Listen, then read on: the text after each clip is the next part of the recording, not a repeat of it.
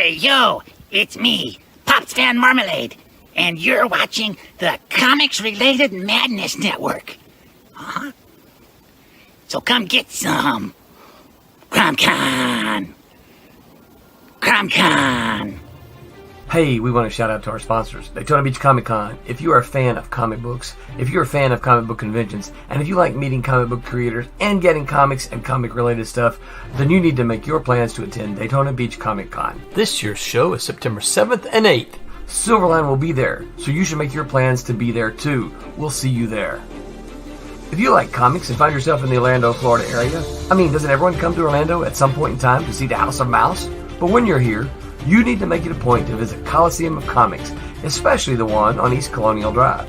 They carry Silverline comics, even a limited edition Coliseum of Comics version of our comics.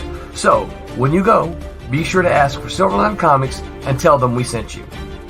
OCD stands for Orlando Collector Deviants. OCD, Steve and Trish, they're a family of geeks who promote geek things, particularly those around the Orlando, Florida area.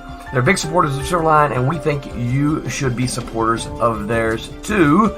Go give them some love. If you are an independent comic book maker and you need to get your independent comics made, you need to look no further than Ka-blam, Ka-blam Digital Printing. They print our books, and they do a bang-up job. They're not only trusted by Silverline, but many, many independent comic book makers. Head on over to kablam.com and see for yourself just how easy it is to have your comic printed by them. And tell them Silverline sent you.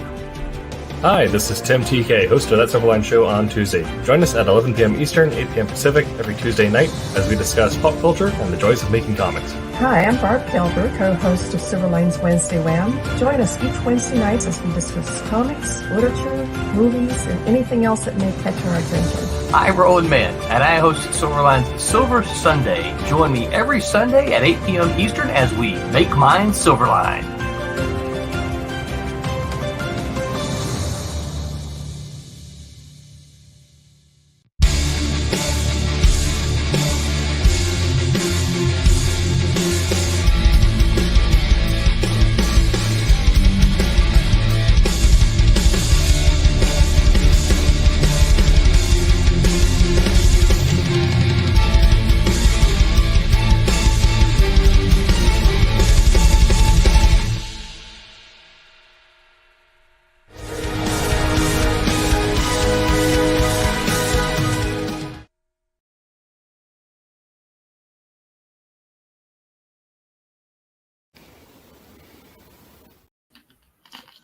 I'm sorry. I had the video on loop and I didn't mean to. Hello, everyone. Barry, I see you. Hello, everyone, and welcome to Silverline Silver Sunday on this Sunday, May the 12th. I'm your host, Adam Roland Man, and I am so jacked about our guest tonight. I've been asking this guy to show up and talk with us for about 3 years or so since we started streaming, and he's always got some excuse. And I can say this since he's not here and he can't interrupt me yet, right? But he's always got some excuse. I don't know. But he finally said yes, and I'm excited about it. Excited to ask him all kinds of questions about his career. You guys have heard me mention him a bunch of times. I'm already giving his introduction. I hadn't introduced you guys yet. I see we don't matter anymore. So I'll time out there and introduce with me tonight is Mr. Thomas Florimonte. He's only good at a very particular set of skills. Very, very few things. Very few things. But I want to say something really, really quick. I realize why we call this Silver Sunday, but I'm a little upset. Because I don't have any silver in my hair, but you guys do. So is that the reason why it's called Silver Sunday? No, yes. It's not. Yeah, because it's a show about a bunch of old folks. Also, we're talking about investing in silver instead of gold. So that's right. Okay, never mind. That's right. Also with us tonight is Mr. Mike W. Belcher, that man in the mask guy. Say hi, Mike. Howdy, good. And of course, Barry's former employer, Mr. Tom Mason. Hi, everyone. Real quick before we bring him on, how do I do this? Here we go. Remind everybody that we still have our campaign up here. We are 85% funded. We've got 852 towards our $1,000 goal. And I've got to show you really quick. I put this on the loop because it goes away so fast. This is what the foil looks like. This is my proof printed by Ka-blam, and it is gorgeous, y'all. You gotta go get you a copy of that. Limited to the number of backers that we have. So this is the only way that you can get this foil version of this cover. And not going to print anymore. Not going to print anymore. This cover, the regular art for this will be our retail version when we go to comic shops. But this is the only way you're going to be able to get the shiny metallic version. Yeah. That's what the loot did. Okay. All right. So I'm going to go back to my introduction to Barry here. You guys have heard me talk about him a bunch on this show because I've known Barry longer than I've known almost anybody. Certainly, I've known Barry longer than anybody that in my circles that I talk to. You guys have heard me talk about back issues. Barry, I was into comics before I met Barry, but Barry is the one who actually introduced me to back issues. I had no idea what they were until I went over to his house one day after 7th grade, and he said, "Come on, we're going to go to the bookstore." And I followed him walking through alleys into this little strip mall, and then there was this little used bookstore, and they had about 6-ish long boxes of back issues, and I was like, "Oh my gosh, what is this?" I think I spent all the cash I had at that time. So, oh my gosh, what is this? What is this? Yeah. So without further ado, welcome, Mr. Barry Gregory, everyone. Hello, Barry. It's about time. Yeah, that was a big build-up, and then they go to me, and it's I thought it was Barry Windsor Smith, so I was really excited. Tom. Barry Windsor -Smith. That's right, -Smith. Sir, Lord Barry Windsor Smith. That's right. How you doing, Barry? Good. How's everybody doing? Good. Doing good. Good to Hear see me? you, Barry. Yes, sir. We can hear you just fine, sitting on your back porch there in sunny Florida. Yes. I was all set up in my office. I was ready to go half an hour ago, and everybody who's been ignoring me the whole weekend suddenly decides they have to talk to me. So I moved from the office out here onto the porch. Tell Jenny that I'm sorry that I didn't realize when I asked you that today was Mother's Day. I didn't realize it when I accepted. So yeah, well, so please offer my apologies to her because I didn't realize it. It didn't say Mother's Day on my calendar when I invited. This sounds like a plot of a sitcom. Well, this is actually Barry's gift to Jenny by not having to bug her for this hour. That's right. Oh, is that what it is? Yeah. Well, Barry doesn't make very many internet appearances, so I'm very happy, Barry, that you finally said yes after all of my times of asking you to come chat with us. So I got all kinds of questions. So these other guys are probably going to have to stop me. Okay. But the first question I'm going to ask you is, tell us about the first comic that you can remember reading, and that might be a different one from the first one that resonated with you. But so you can actually talk about both of them. What's the first one you remember reading, and what's the first one that made you go, "Man, this is cool"? I remember reading comics because I had older cousins who collected them, or didn't collect them. They bought them and read them. But I don't remember any specific issues until, and this is the one that resonated with me. So Captain Marvel number 27, the Jim Starlin cover where Captain Lord Marvel's got his shirt ripped off and he's standing on top of the building, and Eros and Mentor are fighting down in the bottom, and I think there was may have been some scrolls on there. Blew my 7-year-old mind. Very cool. Very cool. Now, because I remember, so you and I met in the 6th grade, and Yes. Which is for those who are keeping score, that's a long time ago. You and I hit it off immediately because of comic books, and it didn't take us long, from what I recall, to realize that, hey, in your spare time at home, you were drawing comics on notebook paper far better than I was doing, but I was doing the same thing. I was drawing comic books. I was tracing. Well, I never admitted to that, but I was tracing. Really? I didn't Oh, yeah, realize yeah. that. So you wanted to be Wally Wood. Oh, Tom went there and I zipped my mouth. I'm like, I'm not going to go there. Tom went. Hey, I was trying to make sure I was going to run through a couple of names and just make sure they were dead before I insulted them. But when do you recall thinking this is really because I seem to remember when I met you, this was like me. This was something you wanted to do. When do you remember saying this is something I want to do? Probably around that time, probably around the 6th grade because I didn't know any better then. I thought you could actually have a career making comics. I thought you could actually make money making comics. And so I aspired to do it before I knew any better.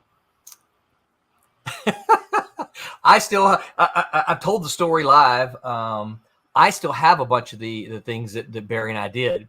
And 2 or 3 years ago, something like this, I was getting ready to do something with one of the characters. And I asked Barry, I said, hey, would you care if I showed some of this artwork for one of these things? He goes, not if you want to remain friends.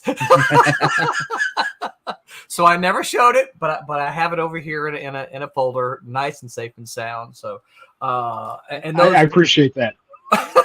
And we're still friends. So so yeah. So what do you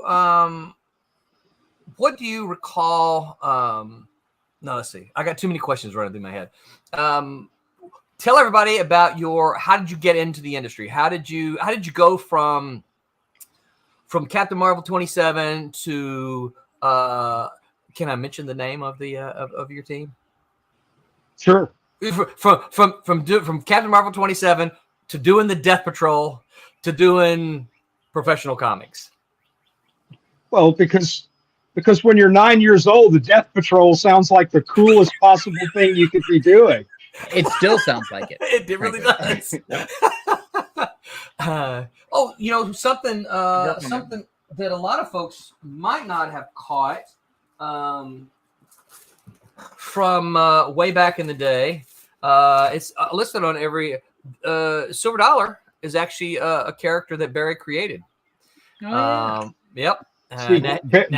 Barry would argue that he created both of those characters on that cover, but that we can have that argument some other time. Okay. I'm not aware of that. So yeah, that's a discussion. Oh no, there's going to be a fight. Oh no. Also, Silver Dollar is another great character name too. It really is. Yeah. And it's and not to just jump in too much, but Silver Dollar sounds like a character from one of Mike's comics. Probably good. It could fit. I can see her fitting into your or that character as a female fitting into the Mask universe. I would there. It's a good name. Roland, go back to your thing now. No, I was just You're welcome to it, Mike. And that every time I've asked Barry about it, that's pretty much what he said to me. Yeah, I've got no plans. Go right ahead. So what was your first? How did you get from Death Patrol into working comics professionally? Well, Tom Mason was the first person to ever pay me actual money to write a comic book, and there we go. I think there were 2 short stories that I got paid for, and I don't know if the second one ever printed, but there was definitely the one, and I was in college when I submitted those, and honestly I don't remember much more than that. I remember there were those stories, and then Roland was looking for colorists when he was an editor at Malibu, and I lied to him and told him I could do that. I had that all figured out. I could do it no problem. And I had no idea that this was back in the Pantone coding days. I thought I could just grab some markers and watercolor and paint the pages and I'd be good to go. I didn't know that I was going to have to code them, draw lines and Pantone codes, and I had to figure all that out and deliver that the book that he assigned me within a couple of days. So it was. Did I send you the Jameson chart? Yeah, you. Yeah, I remember. I don't recall if you sent it to somebody. Gave it to me. It may well have been you. Okay. Yeah. So then how did you know to send me I stuff? think it may How have did I you find that sent it to me. And what's that? How did you know to send me stuff, or how did I find you? I think Roland gave me your address actually. That's what I think. That's my memory of it too. I think Roland said I got a guy. Yeah. I think Roland said I got a guy about 4 or 5 different people. Yeah. Yeah, I mean, there's a handful. There was a couple of other writers as well. They're not on the show tonight, so we won't talk about them. Yeah, to hell with them. Yeah, that's right. Well, I remember you colored an awful lot of books for me back with Protectors, and then on to the Ultraverse. You did a lot of those books. Yeah. And those were color guides that you were doing. Yeah. Do you still have any of those by any chance? Oh yeah, I got a couple of big binders full of them. You know, it's because nobody knows what they are. Yeah. You know, and you try to explain to people what they are, and they still just look at you glassy-eyed. So if Tommy hasn't told you, there's probably a group on Facebook that even if they don't know what they are, they might be interested in some of that stuff. They're just that wacky enough about Ultraverse. Yes, they are. That they could possibly be interested in some of that stuff, especially if they know this is the legit. These were the guides that were used to color the actual book. Yeah. Yeah, because at that point, maybe so. I should check into that. Yeah. At that point, they're almost like art because they're the original coloring. Yes. Yeah. So yeah. You could put your kids. You could pay off your kids' college debt. Or maybe a class or two. That's right. or maybe a book. Or maybe buy them lunch. Yeah. Lunch. Yeah. Or just publish more comics. Yeah. Yeah. Guys, I got all kinds of questions. You might want to jump in and ask something? My questions come later in the process. Okay.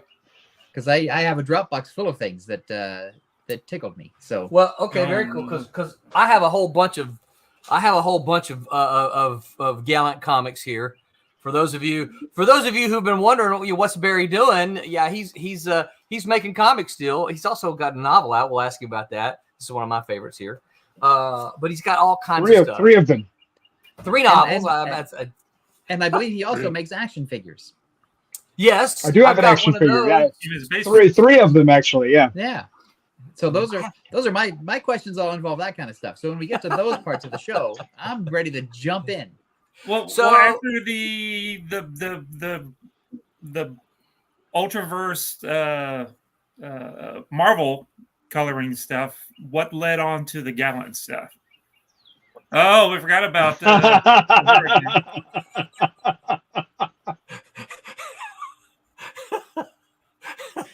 Tell us about Hurricane LaRue. You know, it's a terribly written book, but I still think its heart was in the right place. Absolutely, and, I agree. And I've kicked around the idea of trying to revive it and do another. And I was thinking even about putting that issue up at Indie Planet. And so I contacted Steve Scott, who did the artwork on this. First thing Steve Scott ever I was going to say, this was his ever first published. Work, wasn't it? Yeah, it's his very first work, and you'd never know it to look at it because it's pretty polished. Yeah. And so I ran it past him to see if it would be okay. And he's like, "Yeah, go ahead." Same thing that you said. If you want to. Yeah, he said, "Yeah, go ahead. Just don't use my art." So, well, that's too bad. Because I still think it holds up today. I was flipping through it earlier today and looking through it. I'm like, you know what? This still holds up. I mean, clearly this is not Steve Scott's work today, but if you look back at this still holds up. I think early 90s, I guess. Date 93, I think. Or was it 95?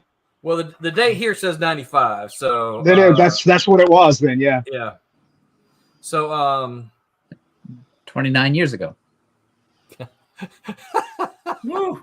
Yeah, yeah, and of course, this one's inscribed to me, which is makes this one for me highly valued. Okay, Tommy, I interrupted your question by holding that up. No, I was good. So you did the coloring for the Ultraverse, and then you did some coloring for Marvel, right? A couple of things, not a lot, but a couple of things, yeah. So what was after that? Well, I gotta tell the Marvel story first. I'm not gonna name the editor. I should, but I'm not going to. So after I did a few things I did a few Malibu Marvel Ultraverse things. After the Marvel buyout, but then I did an actual Marvel, not affiliated with the Ultraverse book. And I called the editor up afterwards, to see if he had any more work. And his honest to God answer to me was, no, and I wouldn't have hired you the first time if I hadn't been desperate. Oh, no way. Wow. Oh my gosh. So, Wow. Well, so that my follow-up question that is, I don't think he's in the industry anymore, by the way. okay, all right. Yeah. What and did you get any other work at Marvel after that? I didn't really even try after that. I'm like, okay, well, that door's closed. Yeah.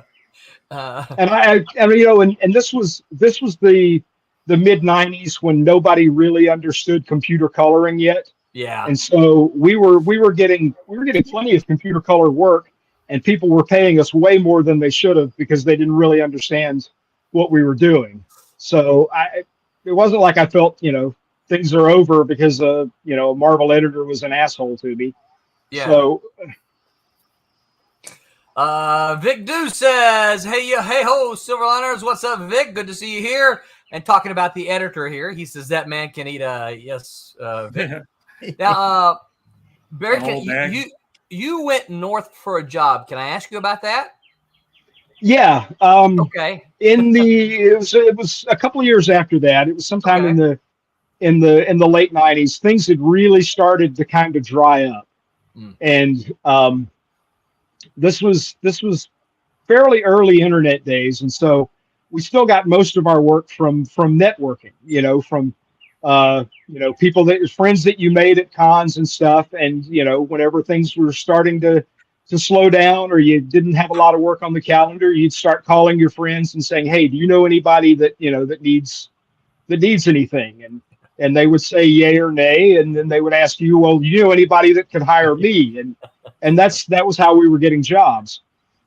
And there came a point around 96, 97 where I was spending more time on the phone calling people asking if they knew anybody than I was working.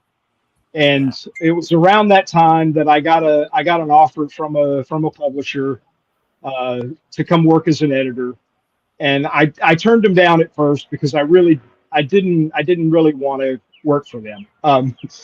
But a few months later, I still didn't have any work, and I called them back up to see if they had hired anybody yet, and turned out they hadn't. And so I took the job.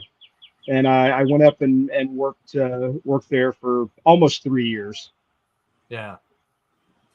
So what were some of the, how can I word this? What were some of the lessons you took away from being an Editor, from going freelance, right, to being able to do your thing, to being an editor? You know, here was the thing. I still think I was very good at that job, and I enjoyed doing that job. And I thought it was just my luck that I found something that I thought I was really good at, that I really enjoyed doing, and that I put in way too many hours a week doing because I enjoyed it and thought I was good at it, while I was working for somebody that I really, really didn't like. And so, you know, after about Mason says, "Have I got a story for you?" So I've said I'm sorry several times.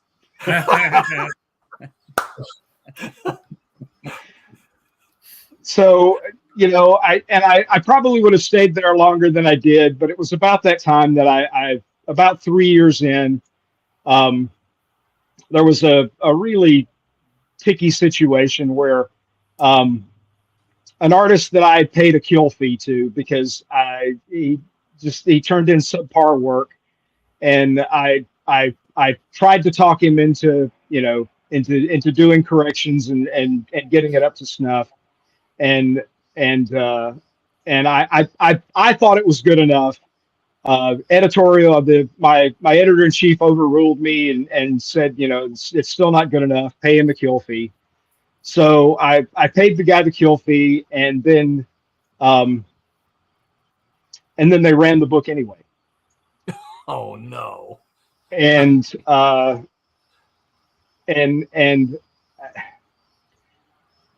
when it came out, I was told that they changed their minds.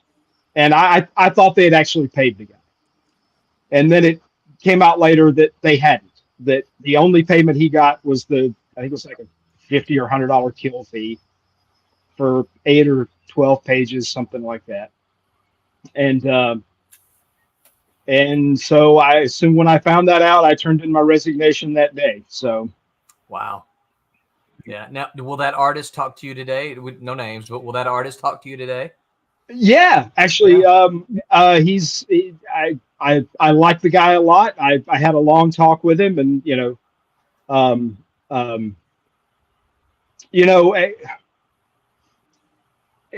don't mean to imply that the work that he turned in was unpublishable. Right. It was subpar by his standards. Mm-hmm. And I told him that I thought it was going to hurt his career, to publish something like that he clearly rushed out and wasn't up to his own standards. Yeah. And he was as fed up with the publisher as probably more so than I was at that point. And this was the last book on his contract, and he just wanted to be done. Yeah. And so no, I have a lot of respect for the guy. He's one of the best guys I ever worked with. And that's good. And we still talk. We're still friendly. Actually, he did a cover for the book I've got on the Kickstarter right now. Really? And so yeah, I've got that pulled up here. We'll go over that here in a minute. Well, that's good news. I know that Tom and I worked on a project. I'll say the project name, Tom. That might. I'm not going to say the artist name. We were doing an adaptation of Philip Wiley's Gladiator. And yeah. I had written the script for you, and the artist turned in work that was just like, what the heck is this? And it did not look like what that artist was normally capable of doing. And it was terrible. And unfortunately for me, is like that project never saw print, so it's just one of those frustrating things. I think for me, one of the things I learned as an editor was that, a lot of people, and you hear this all over the internet, especially all of us being in independent comics now, a lot of us always hear, well, just, pay them money, just pay them more money, just pay them more money. One of the things that I learned as an editor is like, more money does not mean that the freelancer will submit the work on time. That has nothing to do with it. Or make it better. Yeah. Right. Or make it better. Yeah. The most surprising thing for me when I became an editor, my first thought was, for a decade before that, I'd been more or less working as a freelance editor, putting teams together and, trying to publish books, trying to sell projects, that kind of stuff. And it was always a problem I had because people might want to do it, but they couldn't afford to do it. Right. Because they couldn't afford to take the time out to do it. So I thought, I'm an editor now. I've got a budget. I've got a checkbook. Yeah. It's all cookies and cream at this point. I've got this. And I was stunned to find that even when I had a budget and a checkbook, I still couldn't get people to turn in the work.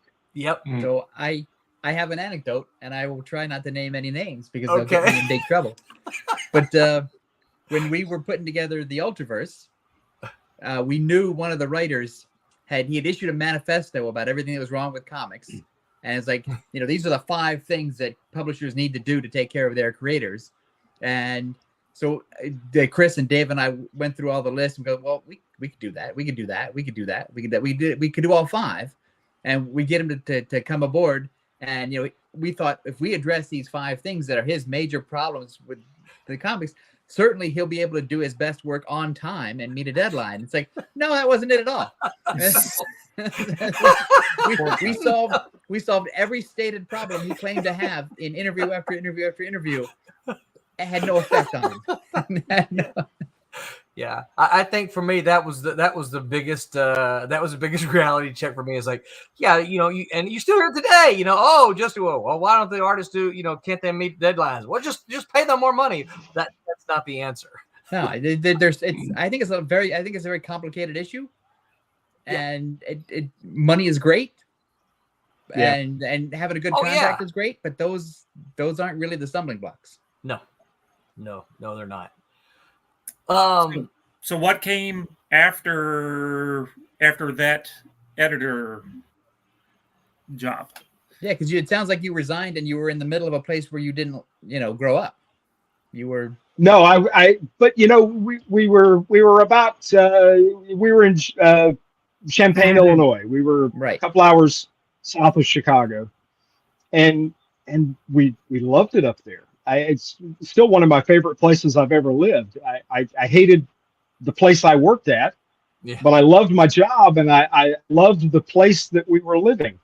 And so, we really wanted to stay. My wife had a good job at the university, but I couldn't find kids, it. Right? Huh? Before kids. I'm sorry? This is yeah. Yeah, this was about 5 years before we had kids. And she had a great job, but I couldn't find anything. And it was every job I went for, they would tell me, well, you're overqualified for this. And I'm like, well, okay, can I have it anyway?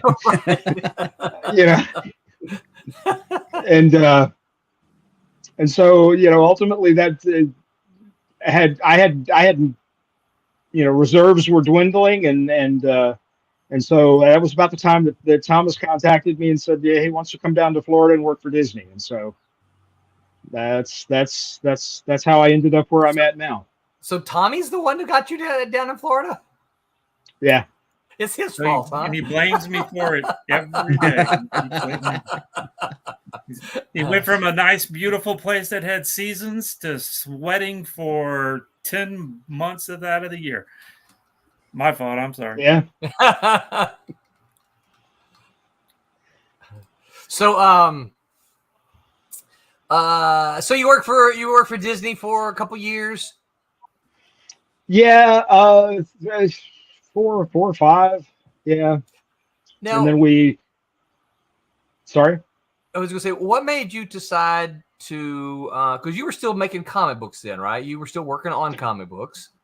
Not really. Once I wrapped up the editor gig, I really needed a palate cleanser. I needed some time off. And so I was doing a web comic. I started doing that, and this was, we were really early in the web comic game. We had it's Web 1.0. Yeah, there was the publisher that I worked for had an anthology series that they did, and I had wanted to do a piece in the anthology series. I had this kind of a hard-boiled neo-noir, Sin City knockoff thing that I was doing, and I couldn't get it past my superiors there, and so when the job was done, I started doing it as a webcomic, and I did I don't know, maybe 100 and something episodes of it. And what was it called? It was called The Damnation Gambit. And I you might be able to find it on the Wayback Machine, but other than that, I don't know if there's. I did it all low res, so it's not printable, even if I wanted to. Did you do it intentionally low res, or was it just you were just trying to get stuff done? Yeah, because it never occurred to me that I would print it. And Yeah. so I just did it all low res, and computers weren't nearly as powerful back then as they are now, and it was easier to do it low res. And so I did it low res, and I enjoyed doing it. I got there was a website called The Thrilling Detective. They're still around. They gave it a really nice review. Cool. Warren Ellis gave it a really nice review on one of his blogs that he had back then. Nice. But after a while, I just kind of let it die. I had about 4 people reading it regularly, and so the trials of independent creators, right? Yeah, but it was a quality 4. Yeah, Barry looks like he's frozen. Yeah, you don't want terrible 8. You want quality 4. That's right. Yeah. you want somebody who's going to read all of it. Yeah. That's Oh, right. there he's back now. He's blinking. okay. So Ka-blam comes around along about this time, right? Yeah, it was late 2005. We started researching. We had the idea sometime in 2005. Started doing our research on it, trying to find out what it would take to do it, what kind of machines we would need, working out all the logistics, and I think we were pretty much ready to go by late 2005, but it was early 2006 before we actually had the website done and ready to go and started taking orders. Yeah. What was the first one to roll off? No, our books, of course. That's right. I remember several really early books, but I couldn't tell you which one was the first. I don't recall. So now I have a story that I tell everyone that the reason Ka-blam was started. But what was the reason that you and Tommy decided to start printing comics? Yeah, there's a story that I always tell people that you and I, the reason why we started it. There was another company back then, an early competitor of ours. Well, actually, they got there well before we did, maybe 2 or 3 years before we did. I knew the guy running it. I was really friendly with him. I know to this day he still thinks I stabbed him in the back, and that wasn't my intention at all. I remember I had dinner with him at a show a year or so before I started Ka-blam, and I remember telling him that his prices were too low. He needed to raise his prices, and I know he thinks that when I started up, that was a calculated ploy to get him to raise his prices so I could come in under that. And that wasn't what I was doing at all. Because I would have been content to keep using him if they hadn't really, not intentionally. I know he didn't do it on purpose, but they really screwed me over before a big convention. I had an order in. We both had orders. Remember? Yeah, we had orders in for a show. You got yours though, right? Didn't you, Thomas? Yeah, that yeah, was you got yours. The bad part about the whole thing. Yeah, and mine, the order had been in for almost 90 days. Wow. And I didn't get it in time for the show. Yeah. Oh my goodness. And that was the last. And Barry's didn't, and it was a miserable show for both Yeah, of us. mine and me and my wife both had books in the order. Yeah. Yeah, and that was the final straw. That was the okay. We've got to do this ourselves, or it's not gonna. Yeah. If I'm gonna do comics, I've got to make my own. Yeah. Yeah. So now, for those who may not know, Barry's mentioned his wife a couple times. His wife is Jenny Gregory, and she does she's done a lot of things, but probably around this time she was doing Dreamwalker, right? She's been she started doing Dreamwalker in 90. Started doing it in 93. She got there. She was doing that long ago. She got there ahead of me. Yeah. She did, I think, 16 or 17 issues. She self-published, I think, 5 of them. and then Caliber did Yeah. 6 issues of it, and I think Avatar did 6. Wow. And then she when I quit my job, she still had like 2 years to go on her contract, and so she just waited out the contract and never really, it just killed the momentum on the series. And she never got back to it. So So you've been a writer, you've been an editor, you've been a colorist, and you work for Disney, which almost makes you half a lawyer. So what do you how do you think that helped you become Ka-blam? How do those pieces fit? Well, it gave me everybody here knows this, but a lot of people, I think, don't understand that when you're an editor for a small to mid-list publisher, you're not just the traffic cop that you are when you're the editor for a major publisher. Right. Your hands are in every pot. You're doing everything. So before we started Ka-blam, I had a pretty good grasp of the entire pre-press process. And Thomas had worked as a production manager at a newspaper, so he had a pretty good grasp of the technical aspects of printing. And so between the two of us, we were pretty confident that we could, that we could handle the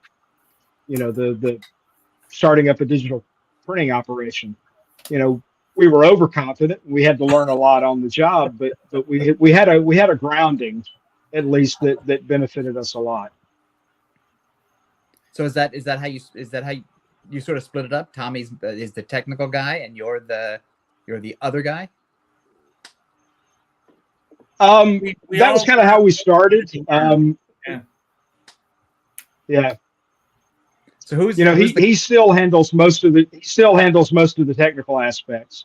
But we all kind of had to learn pre-press, and we all had to learn as much as we could about everything. Yeah. So what's to me the hardest part when Roland and I were in big comics publishing, the hardest part was always, where are we going to get paper? And we had printers that would just call us up ahead of that, and we'd have printers that would say, in about 6 months, I'm not going to have any paper unless things change. And then we'd start to panic, because you think 6 months or 3 months or whatever is way far in the future, but in terms of paper needs, it's not. It's almost urgent at that point. So do you guys have difficulty landing paper? When we first started, we were so overconfident and naive about how things work. We were actually going to Office Depot and buying paper off the shelves when we first started. And then at some point, I don't remember who it was, but somebody at some point is like, no, you guys need to be buying this wholesale. And so we set up we got set up with a local paper shop and started buying paper wholesale from them, and never really had a problem until the pandemic. Mm-hmm. And once the pandemic hit and every bit of pulp in the world was going towards making Amazon boxes, then we had real scrambles for paper. And there was one stretch we had where we were out of paper. We had no prospects. We couldn't find any. And I think we were literally a matter of a week or two away from having to turn off the presses because we just didn't have paper. And about that time, I got a Facebook message from a friend of mine who said, "Hey, look, I know this guy I've known for years. He's got a small shop, not nearly as big as you guys, but he's got a small printing shop, and he's decided to shut down, and he's got paper. You want to see if you can buy his?" And I'm like, wow. Yeah. This sounds so like the put me in touch with him. Yeah, and I called him up, and he was desperate to get rid of his paper. He couldn't sell the paper, and he offered me a crazy good deal on about a half a truckload of paper. Yeah, he And, couldn't keep his presses and going because of the yeah, toner and stuff. he couldn't get parts. Yeah, he couldn't get parts and toner, but he had paper. And so he offered me this crazy good price. It was such a good price that I didn't feel good about it. So I paid him more than that. It just was like, I won't feel good about myself if I know you're losing this much money and I'm going to, be making that at your expense. So I paid him above that, and he shipped the paper, immediately, and we never slowed down. But it was a scramble every day. I was making calls. We were scouring the internet, trying to find paper for about 2 years there. And there was a couple of times that we had. I was driving to people's houses that had paper. Remember, we'd pull up in their driveway. Yeah. They'd sell us a ream here and a ream there. That was insane. You're like drug dealers on FBI. Yeah, we would see people. We would see people that would have listings, at various sites. I've got a ream here. I don't want to ship it, but if you can pick it up, and we'd go pick it up. I would drive over to Clearwater and St. Petersburg, which hour and a half away, and pick up a couple of boxes here and there.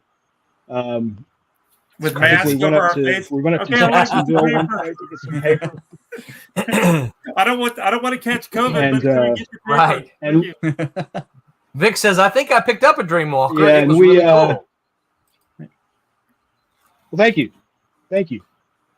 But yeah, we were. It was a constant scramble to get paper, and there's still, we were printing it before the pandemic. We were printing everything on this really nice glossy paper.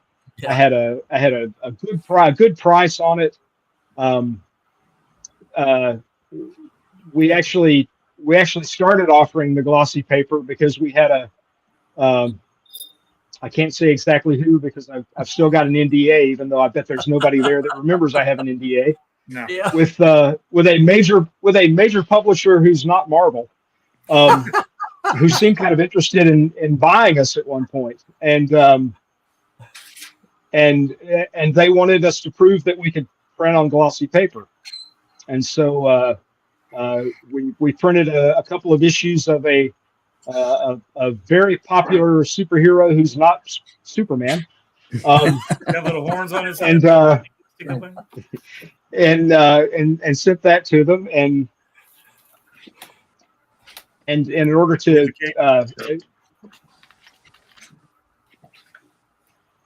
can you hear me? Yes. Yeah. Yep. And so I remember I was in a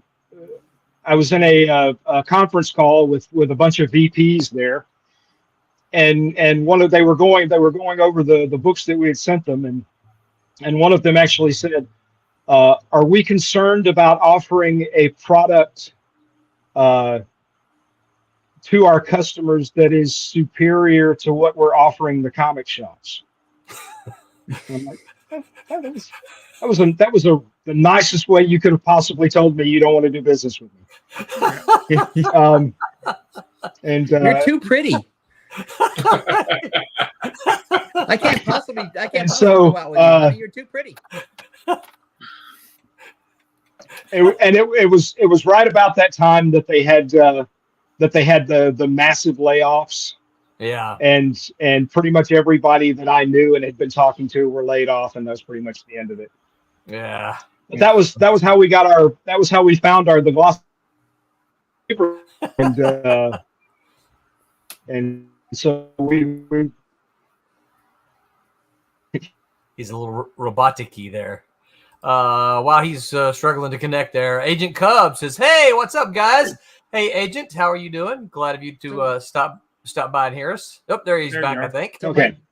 My takeaway, Barry, is that the certain key to success is sort of to be able to pivot very quickly as things change, because the ground seems to have shifted through no fault of your own under your feet on several different occasions. Oh yeah. It's like, okay, I gotta I got to pivot. Yeah, I want to do this for a living. That's not going to work out. I'm going to pivot over here, and that's not going to work out. I'm going to pivot over here. And so it seems like, as not just for you in particular, but for other people who might be listening, sort of keep your eye on the ball, but also the ground is going to shift from under you for no fault of your own. And be flexible. You've definitely got to be flexible. And one of the things that I realized was that if your goal is to be a comic book penciler, then devote all of your time to being a comic book penciler. If your goal is to work in comics, then be willing to do anything that's comic book related. Right. And so my goal was always to work in comics. And so that took me bouncing from, one job to the next, whatever was available to me. And ultimately, we're running this little print shop and that was a niche comic print shop. And I'm working in comics. I'm not, I'm not working for a major publisher. I'm not submitting things, but I'm working in comics, and I've had a longer career in comics than a lot of people who were far more talented than I am. When you get to see, I think one of the perks of what you guys do is that you get to see cool stuff before anybody else. Yeah. And that's for me, and because one of the things that, and I'll speak for Roland on his behalf too, is that one of the things that we like to do is, in the old days when artwork came in on artboards, before everything was digital, we looked at stuff before it saw print, and by the time it saw print, I was bored with it because I'd already read it. I'd read the original script. I'd read it from the original art. I read the coloring to proof it. I'm done. But the cool thing is I got to read the comic like 6 months before anybody else. Yeah. And so to me, that's one of the huge perks of actually working in comics. Yeah. Tommy, does his story kind of jive with what you were going to say? Oh yeah, it's okay. It's the story. Yeah. So do you guys print other stuff besides comics? We try not to. Okay. Yeah, we've done we get in trouble when we go off menu. Right. So we try to keep our offerings. But they do a really good job at trade papers. They look great. Anything They're awesome. comic related. Yeah. I know Barry's clipping in and out. So Yeah, he is. Barry was going to say, because we've told this to everybody, we have a limited amount of paper stocks that we use on purpose. So we have what we need to make comics. That's how we keep the prices at what we do. We don't offer a whole bunch of stuff, so we don't have a whole bunch of different binding offerings. So, we do staple books, we do trade paperbacks, and we do those well. I think Barry's back now. I'll shut up. Yeah, he is. Yeah. He's back. Agent Cub asked, Barry, here's a question for you. Do you guys do spot foils or glow in the dark? Maybe he's not back. I used to do spot foils, but I saw a doctor and had that thing cleared up. We can do total metallic covers. I think you've showed those online. Those are really cool. Yeah. Is that a process that has evolved as you've gotten deeper into the process, and like you couldn't do it from day one, but it's as you've gotten more expertise or more metal paper, so it becomes we've easier? had to develop the technique to do it relatively inexpensively. I mean, you could do it real expensive, right? If you wanted to, where it would cost $20-$30 a book. Well, to do it. I mean, right? Yeah, no, it's taken us this long to be able to get something that looks that good, where it doesn't cost you an additional $20 to get it right to get it done. Because that looks awesome. It does, doesn't it? Yeah. In a small print with a small print shop, because if you told me I'm sure this is going to sound insulting, and I apologize, but if you told me that cover was done by two guys in their small print shop, three of us. I would three of you. Yeah, that's right. I wouldn't believe you. I would thought, well, that's like. Well, I New know York that's our furniture. secret. Don't tell anybody. Because it looks fantastic, and the more Roland holds it up and blinds me with it, the more fascinated I am with it. No, You it's know, beautiful. about 20 times a week, we'll the three of us, Jennifer and Barry and I, will be in the room, and we'll like, you know, we should try to come up with the idea how to do this, and then we'll think about it, and we're like, yeah, let's try to make it work, or we're like, oh, that's just too expensive, and then we just forget it. We've got a big list of things that we keep trying to add, but you know, sometimes let me throw this out to you then. Bullet hole. No, I could get a gun. I could shoot your book for you if you want me to. I mean, I don't own a firearm. Do you know how I popular know shooting a comic book would be on TikTok right now? between Barry's family and my gosh. family, we got plenty of weapons. Our family is not us personally, but we could go get a gun. We could shoot. I think Roland's got a gun. We'll get Roland to shoot the book for you. Just don't use a shotgun because then you can't read it. Oh, it depends on how close you Agent says, "Are you guys ever going to offer hardcovers again?" No. I asked that question too, Agent, a few years ago. There are things that we've tried that didn't work, and hardcovers were one of them. I mean, we bought the equipment that we needed to do that, and it turned out that it was there was way more labor involved in it than we anticipated, and we just couldn't charge enough for them to cover the labor. And the most frustrating thing for me about doing hardcovers was there were so many steps involved in producing one that if you did everything exactly right and you got to the final step and you got it just a little off center, the whole book was no good. And so the wastage was way too high, and the cost was way too high. And so we took a loss on that and moved along. Same with t-shirts. We threw so much good money after bad trying to get the t-shirt press working. And that was just a big failed experiment. Yeah. Well, hey, before our clock runs out too much, Barry, you got a campaign. You're making comics. You're still making comics. So, so you've got a campaign running, and it's got 10 days to go. Tell us. I mean, I've held up a whole bunch of comics. No one can see me now because I'm too little, but I've got a whole bunch of Gallant comics. So this is not something brand new for you. Tell us about your campaign. What are you raising money for here?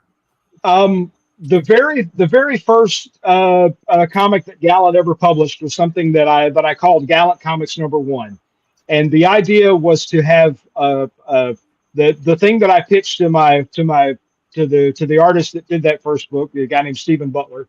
What I pitched to Stephen was I wanted to do Crisis on Infinite Earths as an ongoing series, and that was a little ambitious. And we produced one issue. And Stephen did a bang up job, but I didn't. It wasn't what it needed to be. And so I completely rescripted it. I recolored most of it. I had Stephen draw an extra scene and touch up a few pages here and there to work with the rescripting.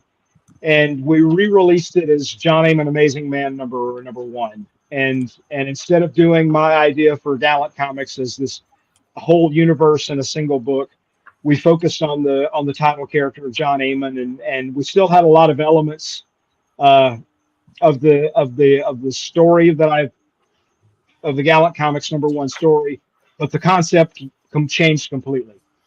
And so now, 10 or 11 years later, I haven't done any comics in about 3 years. And so I kind of dusted off the idea of doing a whole universe in a book, and we're doing a brand new version of Gallant Comics #1. I have a handful of artists helping me out on this. Fishley, who's just an extraordinary artist. Del Barris did a bang up job. You see, there's a cover right now there from my pal Pat Quinn. Who man, that's great. Nailed that cover. and who am I leaving out? Andre Santamore and Del Barris and Michael Dorman and Thomas did the inks on one of the stories for me. So there's going to be four different stories in the book, and each story has all your writing and coloring, right? Yeah, I did all the writing, the coloring, the lettering, etc. The way I write comics, the final draft of the script is the letters. So we've got four variant covers with the and then some special edition covers as well. Each spotlighting one of the characters in the story. We're doing the original Daredevil. We're doing Silver Streak. We're doing an updated version of Firehair and Jet Powers and the Chrononauts. Nice. It looks awesome. I can't wait for it. Is that Thank you, Mike. Amazing Man? I think I'm sold. Yeah, because I read Roland. From Barry through Roland, Yes. I got a Dropbox full of Amazing Mans, and it was the thing that I love is it's great to see Butler doing comics. Yeah. Because I no offense to anybody else, but I love his stuff, and I wish there was a place for him in modern comics. Before he did that issue of John Amon, he had done pretty much nothing but Archie, Sonic the Hedgehog, Right. Archie comics and stuff like that for probably a decade and a half. He hadn't done any superhero stuff and had pretty much been forgotten as a superhero artist. And he's just terrific at it. Yeah. His Spider-Man stuff was terrific. Did he do your header piece? Yes. Yeah. No, the one with all the heroes, Roland. Oh, Scroll down, scroll up to the top. The big group. The group shot, yeah. that one. That's Butler, isn't it? Yes, it is. Yeah, look at that. Holy cow. Look at the angle, look at the faces, everything. Beautiful.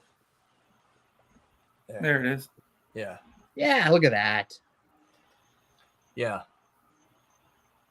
Yeah. Oh, wait, who's the lion guy? There was a character called Lion Man back in the 40s from All Negro Comics, and I'm sorry. Who's the Swamp Thing guy then? That's our version of the Heap. Oh, right. So, the thing that bothered me about the classic Heap is he had a funny carrot nose. Yes. And I always hated that. It took away, it made it like comedy Heap, even though it wasn't supposed to be. And I much prefer this version. So yeah, Steven's got all the sticks and stuff coming out of his back. I love that. Yeah, no, it's gorgeous.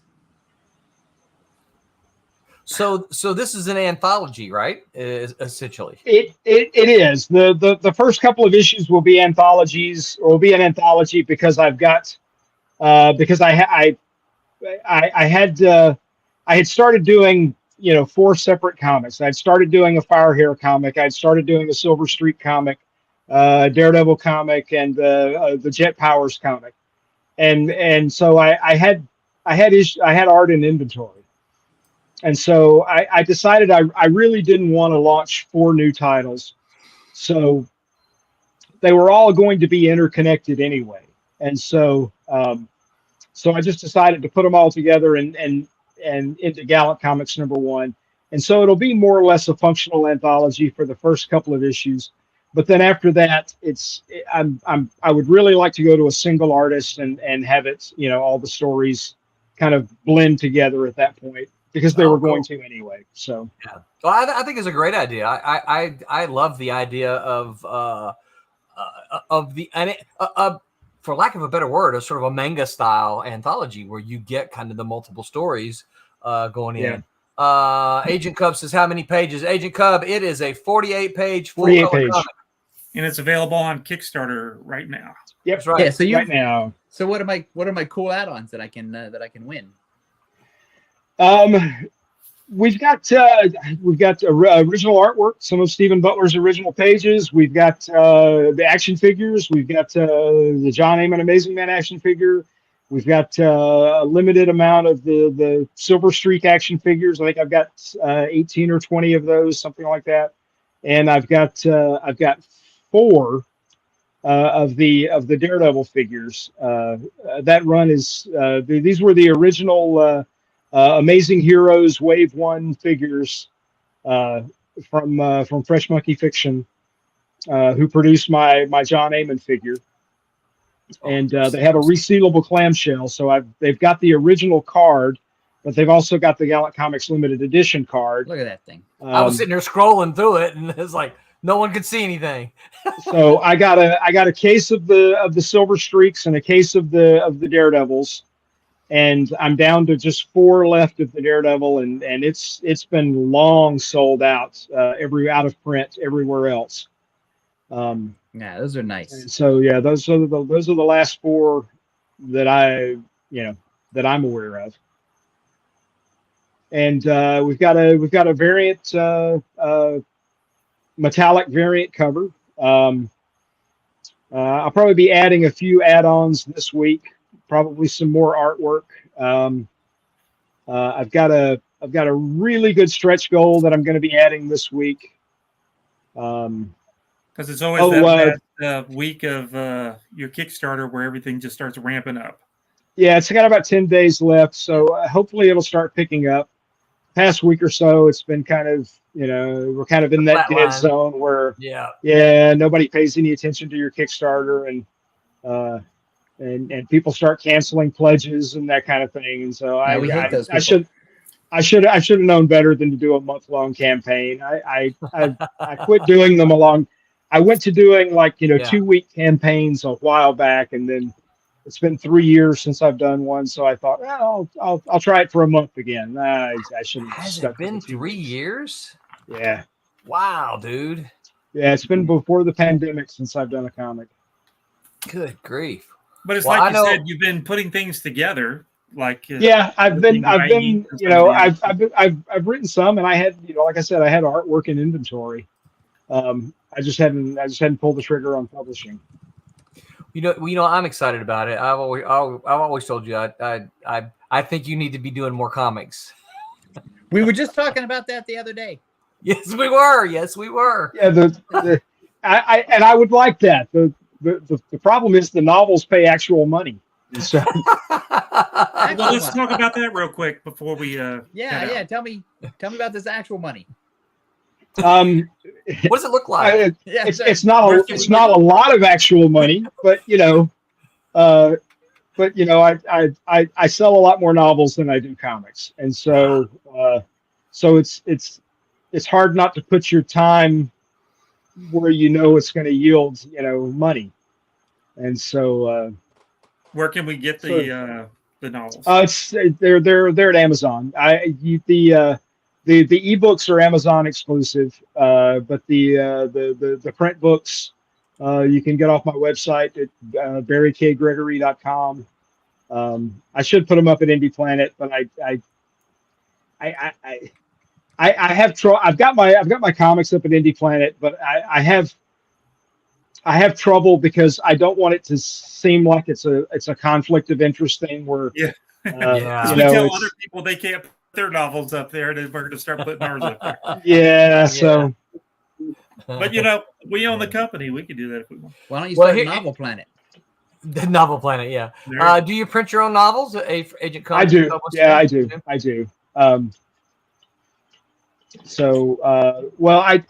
I print the ones that I sell. The ones that if you get a print copy off of Amazon, it's their print. It's their print on demand, which is not as good. But so I have a question. Stacy Faulkner says, "Roland, man, how you been? Mill Creek was the best neighborhood ever. Y'all talk about a blast from the past. Oh my gosh, Mill Creek was where I lived when I was in junior high and high school. Wow, Stacy Faulkner." Thank you so much for dropping by, man. We're just talking comic books here. Check out Roland's new hair. That's right. I actually I cut it. So if I was inclined to So I have two questions before we go. If I was going to start with a Barry Gregory novel, which is a good one to start with? It depends on what you like to read, because the three that I have out are all three very different, and one is a standalone, and the other two are first in a series. So I have the standalone is called The Thing Immortal, and it's kind of a weird Western. It's a horror story set in the West. It deals with a lot of First Nation mythology, and it's a 300-year-old gunfighter who is led to a girl without a name who's held prisoner by a mountain man, and he's led there by a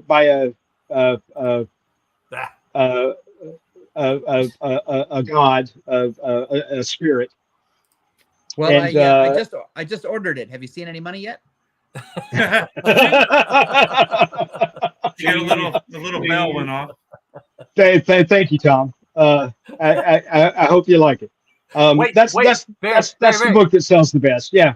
You got to pull out your Mike Barron quote at this point in time. My Mike Barron quote. We can't. No. We'll tell Tom off the air. Yeah. Just kidding.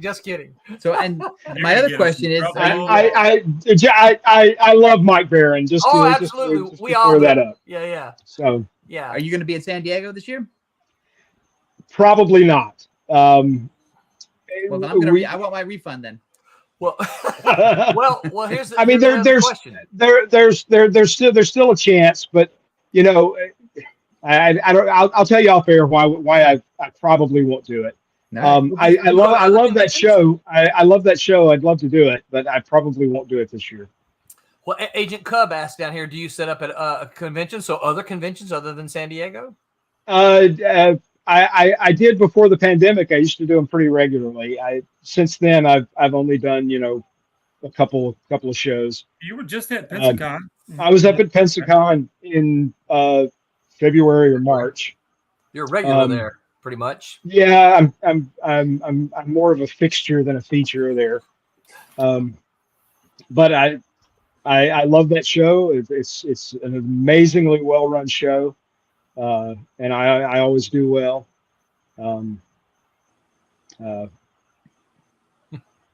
Next question, Tom. I think other than Pensacon and San Diego, I think Pikeville may have been one of the last shows that I did. And that's 5 years ago. Wow! I had a terrific time up there, by the way, Mike. You guys. Well, when you come to San Diego again, it was great. Say again, Tom Mason. If you come to San Diego again, we'll have lunch. I'd love that. That's a threat and a promise. So you can hand deliver the book to him. I'd love that, Tom. Thank you. Because we didn't get a chance to last time when you were there. No, because oddly enough, you're always working when you work the booth. So, so y'all get over back Barry's books. Listen, he does a lot of really good stuff. Not just because he's my pal, but he does a lot of really good stuff. I'm a fan of Gallant Comics, as you can clearly see, right? So you guys get over there and back that campaign.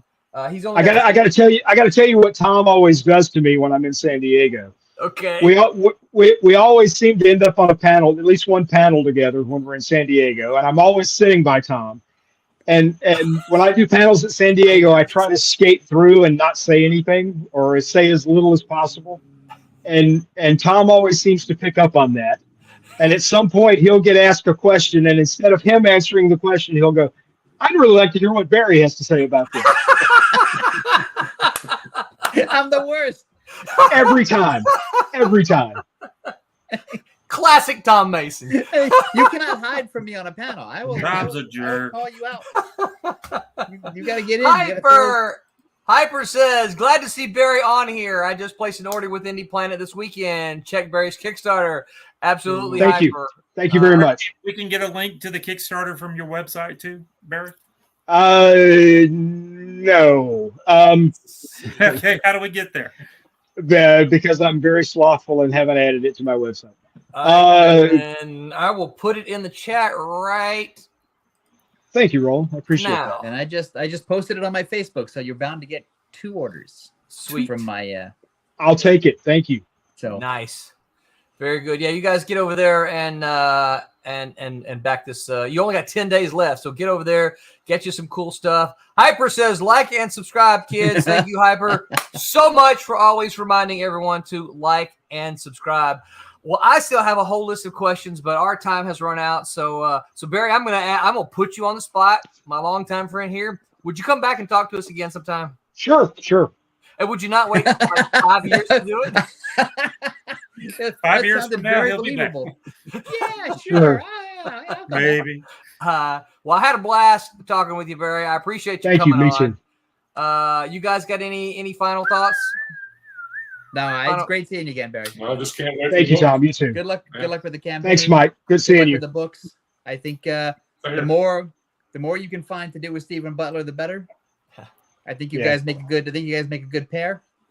Thank you. And I think Tommy is one of his best inkers. So yeah. Well, I am personally glad to see Barry doing comics again, and he knows that. I've told him multiple times. So, all right, you guys. Where's my calendar? Get over there and back Barry's campaign while I look for my calendar here. Back Barry's books. Back Barry's books. You can get them digitally or you can get them physically. And if you can find him at a rare appearance, I know for a fact he'll be happy to sign them for you. Tuesday, that Silverline show on Tuesday. Barry, hang out after the our thing goes off. We'll chat a little bit. Tuesday, that's Silverline show on Tuesday. Literary comics without capes. The team discusses the merging of classical literary storytelling and comics. That is Tuesday. On Wednesday, the Wednesday Whammers have a special guest, Bill and Linda Reinhold, legendary comics artist Bill Reinhold, who worked on such titles as The Punisher, Batman, Daredevil, and Spider-Man, and his equally legendary wife, colorist Linda Lessman Reinhold. That's Wednesday on Wednesday Whammers. You guys tune in for that.